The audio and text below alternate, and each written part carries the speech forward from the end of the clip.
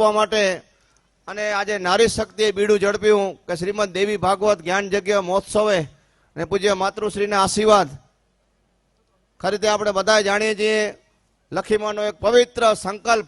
વર્ષો પહેલા એમને મનમાં ઈચ્છા કે મારે કથા કરવી છે, પણ કથાનું નામ નહીં, અને સાતડીની જ કથા કરવી છે.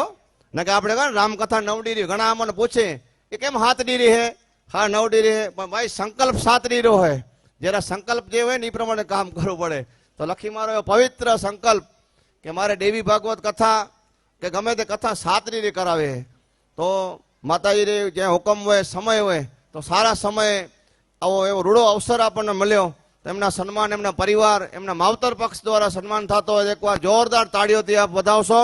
બોલીએ મોમાય માત કે, વાંકોલ માત કે.